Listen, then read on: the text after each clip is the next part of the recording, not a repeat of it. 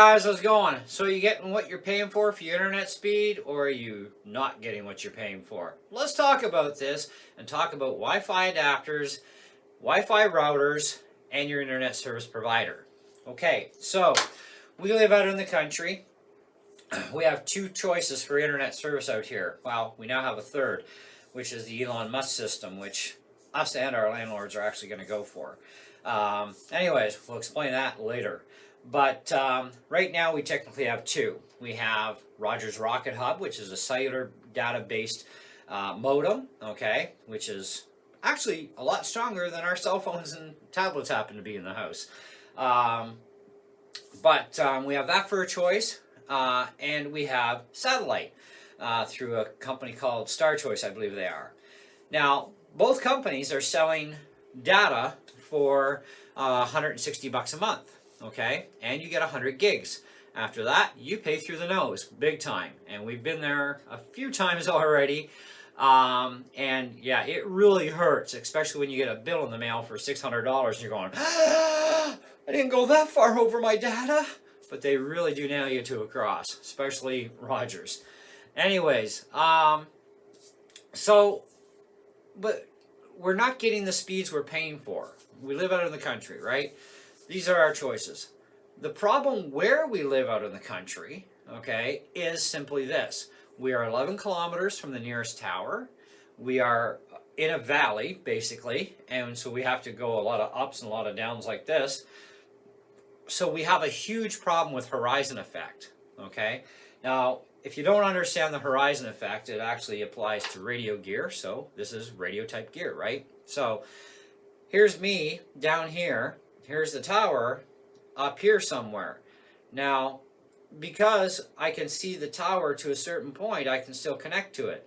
But if the tower is down over here, which basically it is, I don't really get to see it that well. So I'm fighting a lot more through the atmosphere and everything else in order to connect to this tower. So this is a 1200 megabits per second adapter. It will go up to 1200. Now that's on the 5 gigahertz band. On the 2.4, it's about half of that basically, okay? So we tend to always use the 5 gigahertz band because it is quicker and our connection to our router is much faster. Now, you are limited by your router as well. Regardless of how fast of service you're paying for, you're limited to that wireless section in that router. And if it can't put out, you also can't get. But also, you have to consider the type of internet service you have as well. And with a cellular network data system, you're definitely not going to be seeing what you're paying for unless you live right beside a tower. Okay? Then you're probably going to get more what you're paying for, but you're still not getting actual speeds, right? And I'm going to explain that because we've done some testing recently. So, out here, we are seeing approximately 10 to 17 megabits per second down, and that's only first thing in the morning. That degrades throughout the day astronomically, okay, because more and more people jump on the networks, especially during a pandemic, and it really clogs the towers up a lot, okay?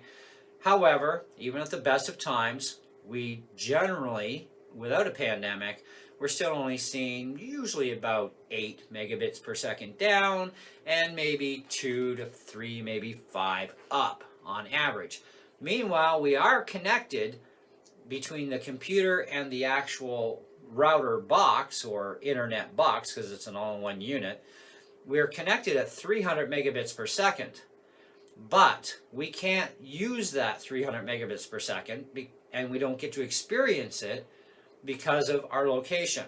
We're only able to draw in what we discussed already, okay, which is definitely well under 20 on both sides of the fence.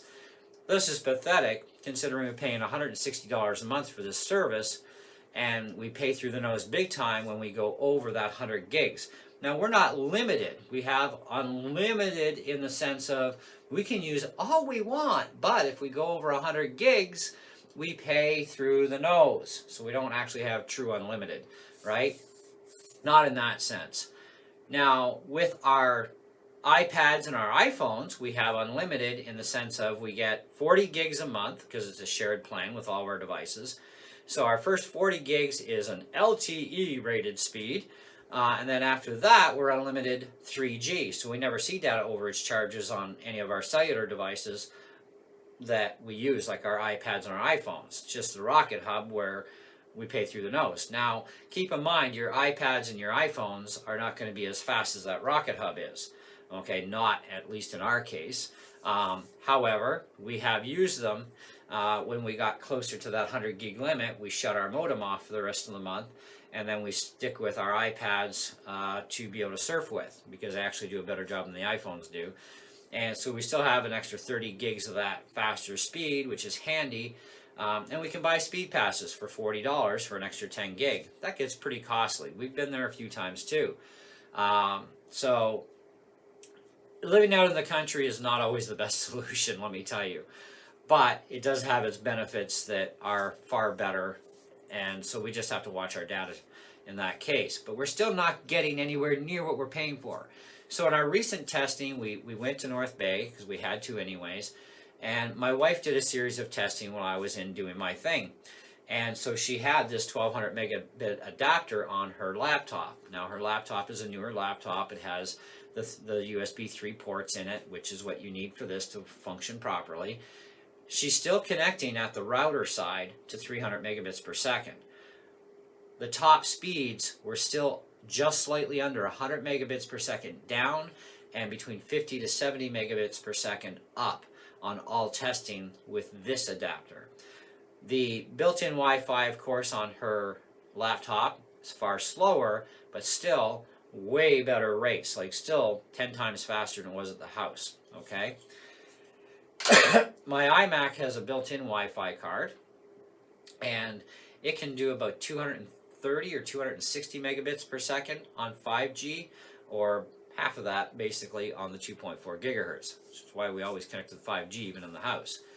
Now my tower has this same 1200 megabit adapter, and I see the same steady. I'm either at about 146 on 2.4 or I'm at 300 on the 5G in the house. So we know that the fastest Wi-Fi capability of that Rocket Hub is only 300 megabits per second. So even on an LTE network in ideal conditions, we're still not even getting 100 megabits per second, which really sucks as far as that router goes, okay? So even though the router has a connection capability, doesn't mean it's going to give you that signal going through. Bear with me. My iPhone 12 mini has 5G capability, okay? Now, when I'm connected to an LTE network, it tells me you're on LTE. I've speed tested that thing in North Bay, and I'm seeing speeds of over 230 megabits per second. Okay, so more than twice as fast as our Rocket Hub. And that's coming down. Going up, I'm seeing anywhere between 100 to 170 megabits per second upload. And this varies plus or minus a couple on every single time I test it. And I'm testing off the Rogers website with their speed test program. So on the 5G network, I'm getting really close to that 300. Now this is just off my cell phone. This is not even connected to the Rocket Hub whatsoever. This is just my phone.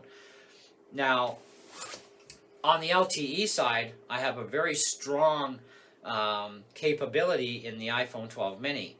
The iPhone 2020 SE, which I had that I gave to my wife, hers is actually slower in the same, sitting in the car in North Bay, same testing areas, okay? Hers is still slightly slower. Different adapter system, different capabilities.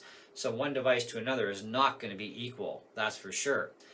So regardless of your internet service provider, you're only going to be able to connect Wi-Fi at a certain rate to that router. That doesn't mean you're going to get the speeds you're paying for, because the likelihood is you're not. And the more people that jump on even to the fiber optic networks during the day, the cable network, internets, and so on, and even DSL, right? The more people are on there, the more you get slowed down. The less people, you will go faster, but you're still not going to see even 1200 megabits per second with a 1200 megabit per second adapter, okay?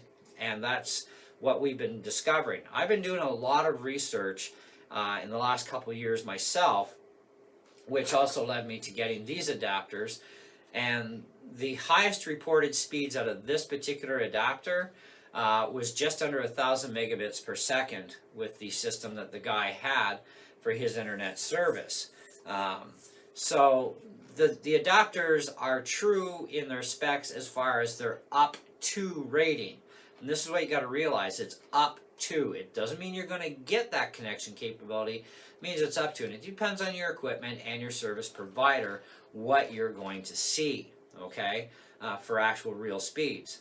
Now, we've had the experience of cable internet when we lived in North Bay, and when it was functioning right, it was actually really good and really fast, okay? And this is way before pandemic world came in. And even on my Mac, going Wi-Fi to the Wi-Fi modem that they supplied was actually really good. But I still only never did connect at more than 200 and was it 260 kind of thing on my iMac at any given time, okay? But it was still way faster than what you're going to experience with a data hub or a rocket stick in the cellular world, okay? The cellular world is still not going to be quite as fast. Although the speeds are quite nice, you're still not getting what you're really paying for, because LTE should be a lot faster than 100 megabits per second, and it actually is, because when you have all of your devices, your Rocket Hub and your cell phones with the exact same company, and my cell phone can more than twice outperform that Rocket Hub, that's sad. Okay, so we are still not getting on our Rocket Hub the full capability of what we should be seeing.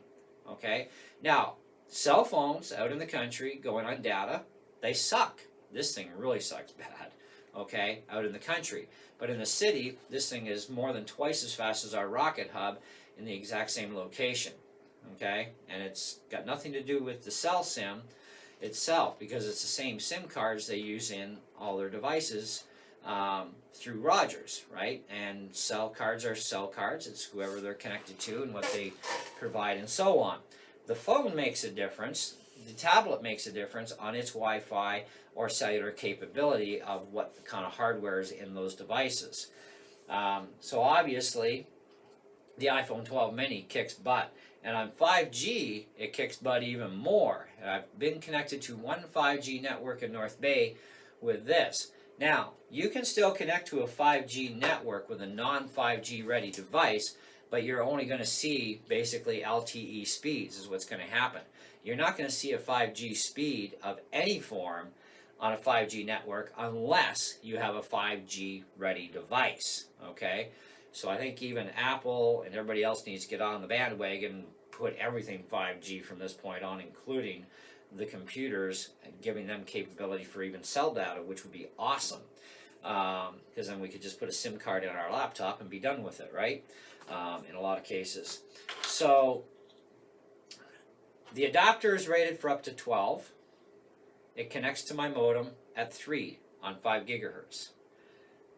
I don't get to see 300 because of where I'm located, where the tower is located. I can't pull in that kind of speed.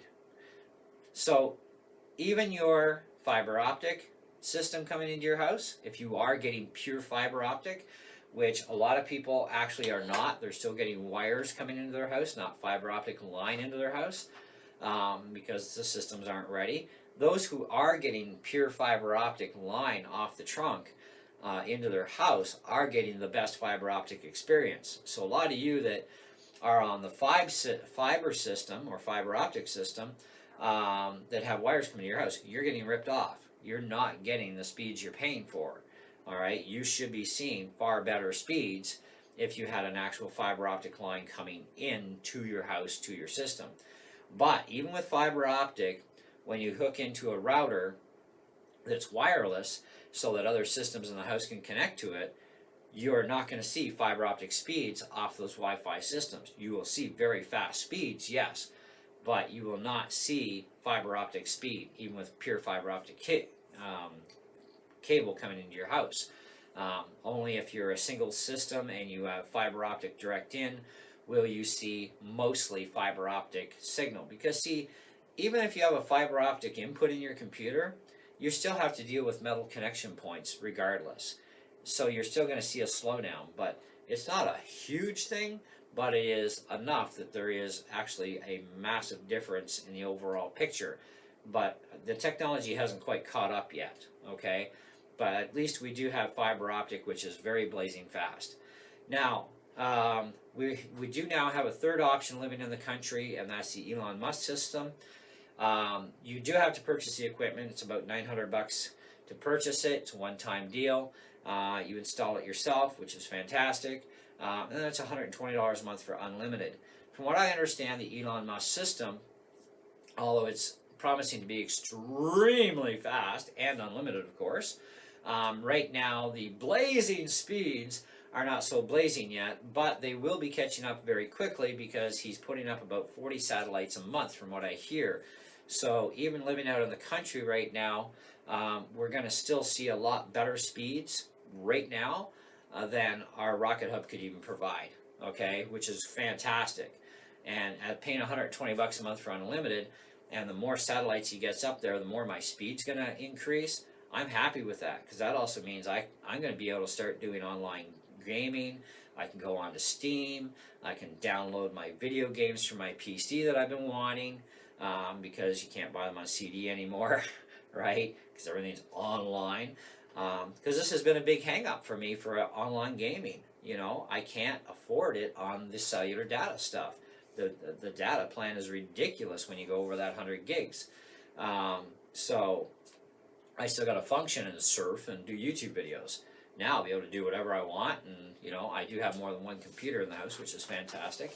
So we should see some amazing progress. So once we are able to afford to get that system in the house, I'll actually be demoing that system for you guys too, and maybe we'll do an install video while we're at it on how to install the system. But till that happens, you know, hey, stay tuned to other videos in the meantime. But I wanted to talk to you guys about this whole thing because a lot of people get really ticked off because it's like, why are my speeds so slow? Why are my speeds so slow? Part of that reason, guys, is the pandemic is slowing us down. But really not that much, because even pre-pandemic, even here out in the country, our speeds have still been pathetic either way. You know, and we've proved that, you know, by taking that modem into North Bay with us and actually speed checking it against multiple system setups in the car, and that we were getting, you know, an easy high 90s for down and 50s to 70s up, and consistently, and yet at home, we're lucky to get, you know, 0.2 up, or 5 up, or 7 up, and 5 down, 10 down, 17 down, and it's so variable on the time of day too, even with pandemic time. And we were smack dab in the middle of pandemic hour media crashing of the towers at the time of doing the testing in North Bay, and we were still seeing close to 100 megabits per second down, and very close into those ranges going up off the rocket hub. You know, the nice benefit about the rocket hub is you can take it anywhere with you, right? And they probably know where we are, but you know, the simple fact is, even with the cell phone, I've taken just this phone in the car with me and still pulled 230 megabits per second on this thing coming down, and pretty darn close to that going up just on my phone without that rocket hub with us. That's just my own cellular service on this, being in the city in same and similar locations. I'm getting pretty fast speeds on this, and 5G is mental. You know, 6G should be even better. We don't have 6G in Canada yet. So, given that information, do as it with what you will, but at least now you understand more about how things work.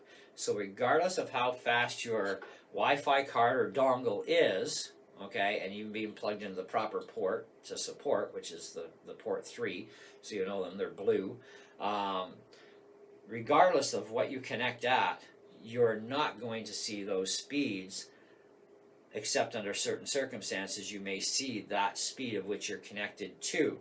Now you may get over 300 megabit per second connection rate to your router at home, but it doesn't necessarily mean you're going to get those speeds.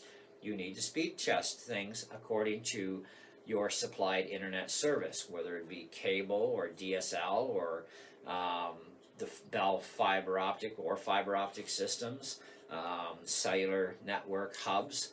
Okay, you need to test these things to figure out the best possible thing. Now, I will also say this too, that I've also tested this same adapter, which I have on my tower right now, because I have a few of these. Right now, the adapter is actually mounted in behind my monitor up high. So whether I put it through an extension cable or direct to the back of my PC, which is down below and hidden away, I'm getting the exact same connection rates, exact same speeds up and down, regardless of the location of this antenna being right into my computer or on an extension cable up higher. My wife has done the same thing. She's actually like right beside our modem. She's like not even 8 feet from the modem. And so her tower is also now in a wide open location, so down below or up high really does not make any real difference, okay? So that's the thing. You're close to your Wi-Fi source. You're going to connect at what you connect at, but your speeds are not going to be what your connection rate is, which a lot of people think that just because they connect at a certain speed, according to their Windows or Mac network connection speeds, it says, doesn't mean you're going to get those speeds, okay? Most cases, 99.9% of the time, you're not getting anywhere near what your connection rate from this to your router is, because if your equipment is not up to standards to be able to do it, then you're not going to see 1200, you're not going to see 1000, you're not going to see even 100 megabits per second. If your router can't handle more than 100 for in and out, then this is only going to be able to do 100 in and out. Okay, if you get the idea, right? Anyways, thanks so much for watching. Hope you enjoyed the video. If you have any questions, do feel free to ask. As always, I will do the best I can to answer them. And stick around for more videos. And you never know what's going to come up next. See ya.